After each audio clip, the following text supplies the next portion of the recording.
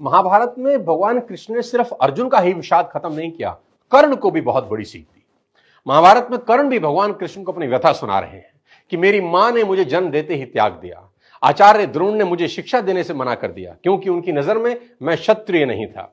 द्रौपदी के स्वयंवर में मुझे अपमानित किया गया कि मैं राज परिवार का हिस्सा नहीं हूं। मुझे पूरे जीवन अपमान का घूंट पीना पड़ा। कर्ण पूछते हैं, केशव मेरा क्या अपराध था? भगवान कृष्ण जो कर्ण को जवाब देते हैं, मुझे ऐसा लगता है कि यह जवाब 1000 करोड़ टीचिंग के बराबर है। यह जवाब सीखने के बाद आदमी के पास हर सवाल का जवाब मिल जाएगा। जी हां, कृष्ण मुस्कुराते हैं और जवाब देते हैं कि हे सूर्य पुत्र, मेरा तो जन्म ही कारागार में हुआ। मेरे पैदा होते ही मृत्यु मेरी प्रतीक्षा कर रही थी।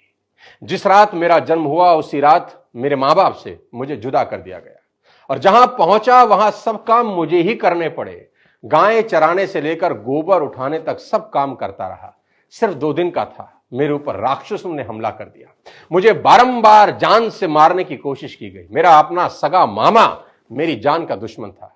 मेरे जीवन की चुनौतियां कहां कम थी।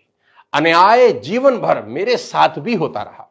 कृष्ण कर्ण को समझाते हुए बड़ी बात कह रहे हैं जो हमें सीखने की जरूरत है कि जीवन में आपका अपमान होता है, यह इंपॉर्टेंट नहीं है। इंपॉर्टेंट यह है आप उस अपमान का जवाब कैसे देते हैं। कर्ण जीवन भर अपने अतीत की कड़वाहट से भरे रहे, पर कृष्ण कभी अपने अतीत पर आरोप नहीं लगाते।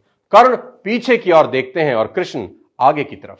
कुदरत ने दोनों के साथ अन्याय किया, पर कर्ण यह अन्याय कभी भूल नहीं पाए और कृष्ण को यह अन्याय कभी याद नहीं आया। एक ने अपने आप को क्रोध के विष से भर लिया और हीन भावना से भर लिया, और दूसरे ने स्वीकृति के अमृत से। दोनों में अगर कोई अंतर था तो वो एक्सेप्टेंस का था। कृष्ण ने हंसकर अपनी नियति स्वीकार कर ली और कर्ण कभी अपनी नियति स्वीकार नहीं कर सके, और परिणाम में कर्ण अधर्म के पक्ष में लड़ते हुए अकाल मृत्यु को प्राप्त हुए। परिस्थितियों का चक्र चलता रहेगा। कई बार लगता है कि भाग्य ने धोखा दे दिया।